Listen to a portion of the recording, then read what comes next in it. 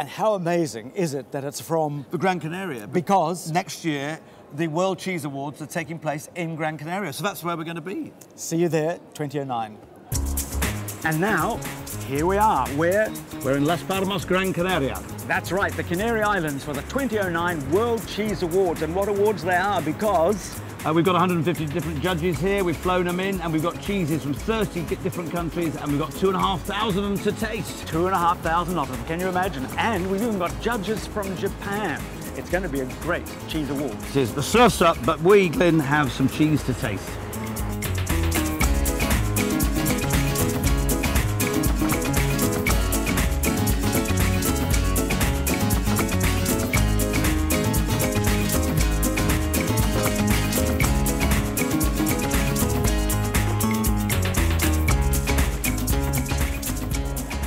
And here is where it's all happening.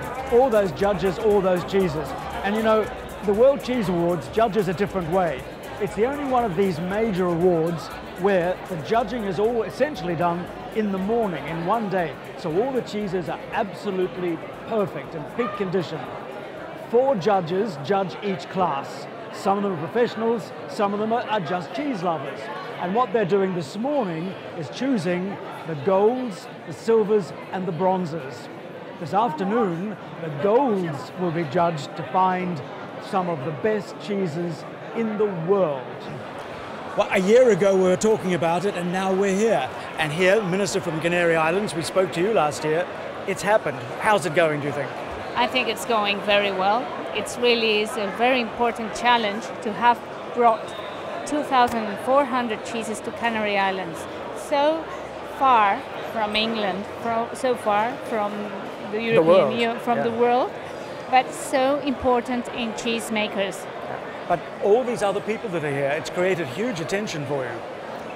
All these people are here because in Canary Islands we are the region in Spain that most cheese consumes per person. There is a great expectative. Everybody has interest. We eat 9.6 kilos of cheese per person per year. Well, you seem to be in the right place if they eat so much cheese. Well, that's one of the reasons, Glenn, why we decided to come here. I mean, I think I said to you last year that that amazingly the Canary Islands is so high up in the per capita consumption. And then when, of course, they won the World Championship last year, it was just absolutely the natural choice, wasn't it? But I'm astonished at all the people who are watching the press conferences. It's a real national event for the Canary Islands. Well, Pilar said to me halfway through the year when there have been difficulties, it's a bad year. And maybe with the benefit of hindsight, at one point you think, was that the right decision to make? But Pilar kept saying, Bob, when you're here, you will understand how important it is to the Canary Islands. Now I understand. Mariano Sanz, who is a great promoter and aficionado of the cheese of Gran Canaria.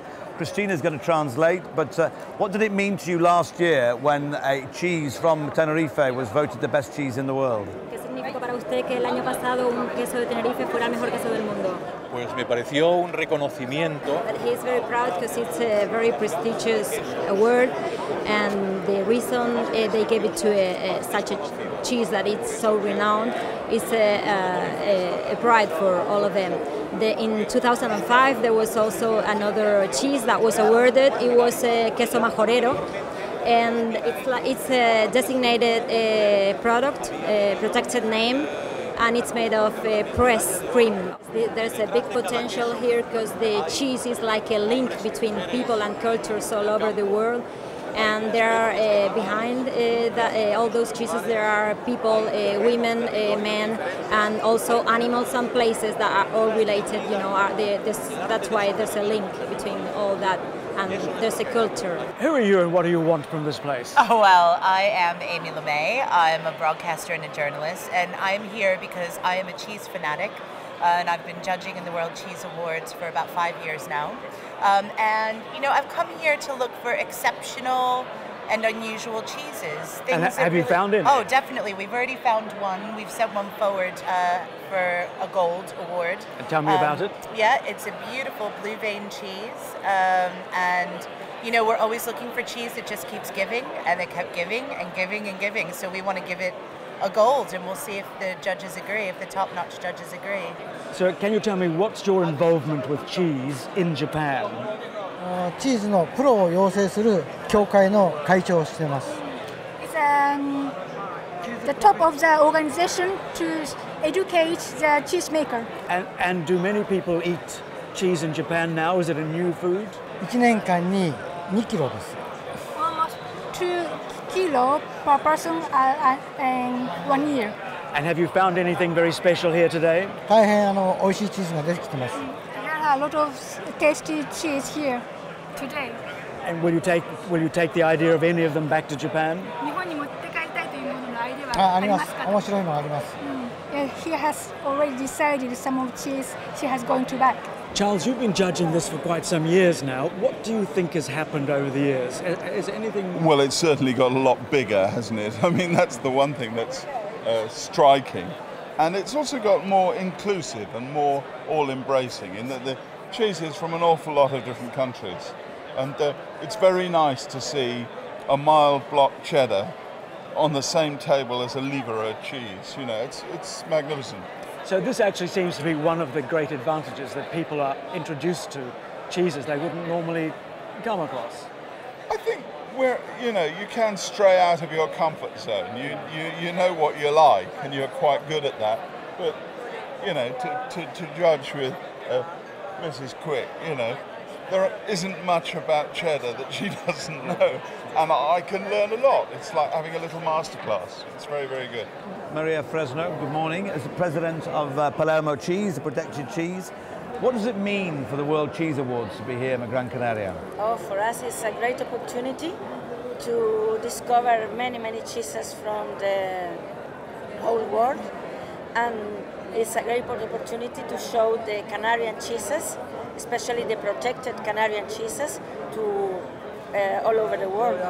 I think that is very, very important. Especially I am the president of the Palmero cheese, and we are a very little protected cheese and from a little island, very green. And if not, we won't have the opportunity to show to everybody what different types of cheeses we have. My name is Reggie Heiss. I'm from the U.S. I think a lot of judges look for some similar things in a good cheese. First of all, a good cheese is something like dementia. It's when sun jumps out of the clouds. It says to you, I'm it. It kind of separates itself from the herd very quickly. I'm looking for, as we take the aroma, I'm looking for a clean aroma, well-balanced flavors. And then most of all, if I had to add something on the tail end, is what we're not looking for. We don't want a bad memory or a bad finish. What does it mean to US cheese to be in a competition like this? To be evaluated and recognized by your peers, even if it's on the other side of the pond, is very important. And I know it's important because when they win gold or silver, they prominently put them on the labels. It says, we went to their country on their terms and still came away with a cheese they said was excellent. Tell me who you are and whether you think women bring something different to judging cheese. Oh, definitely, because cheese is a woman's job. And I've been involved with cheese judging all my life. The woman has more emotion attached to it, and the men can be more objective sometimes. But by working together, we come to a consensus, and it's lovely.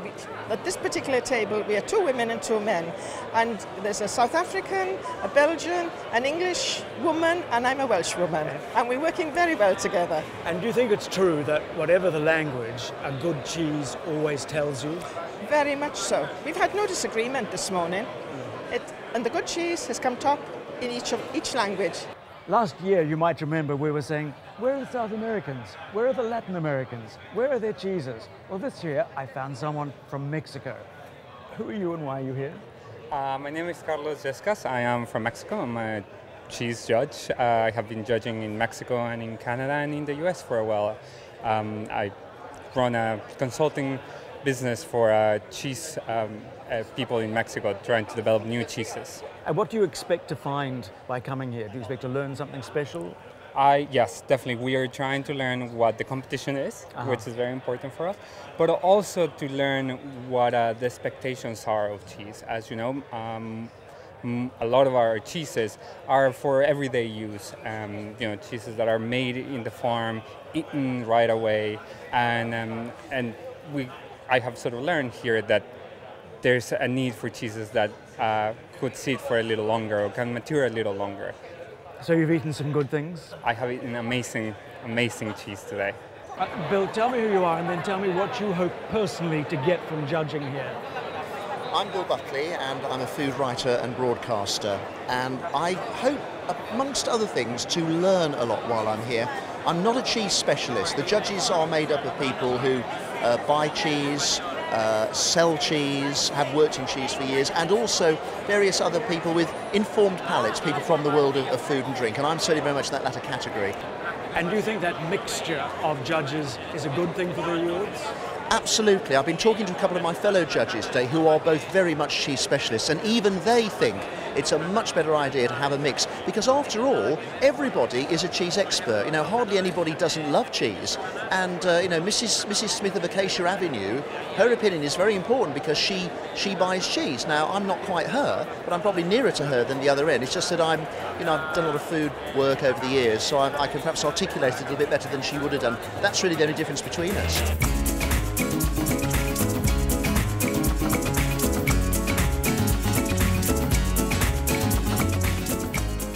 So these are 139 gold medal winning cheeses, and they're going to be whittled down by our judges, and they're from 10 different countries, our supreme judging panel. They're going to each champion one, so we're going to have 13 cheeses that are going to go through, and I'm going to choose one as well.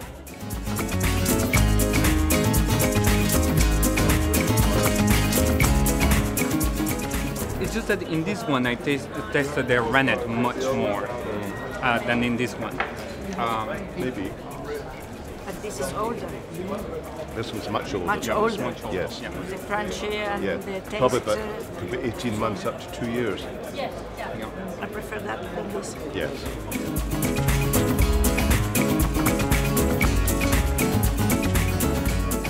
Very sweet, creamy.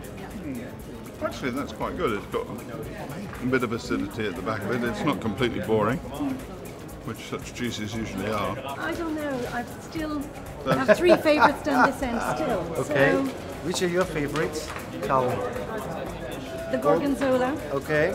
the Stilton, and the Red Western. The texture is not right. It's good, but it's not the top. No. To me, the texture is not as good as it could be for it. You want rind or not rind? Rind, please. With these cheeses though, I so often find that the bit just inside the rind is the tastiest of all. I personally eat the rind. Oh, but you're a hard man from South Africa, Curtis. Yeah. We live under the rocks. It looks a little bit acidic there for me. Yeah, I don't think it's really. The washing hasn't got deep into the cheese, has it? It's not your type of cheese, Victoria, but you have to try. That is so not my bag. Madonna did that stage show where she had tortilla. yeah, right. Like this, yeah. Anyway. Where is the next conversation for recording? This stays. Okay, this one is is the staying. Gorgonzola. That's my the baby. Gorgonzola. Yes. You're having that, are you? Yeah, that's my baby. All right. Maybe I change. Okay. Well, I'm going to do that. Oh, you changed too. Well, out of a clear sky. I think that's a very interesting cheese. I don't know what it is.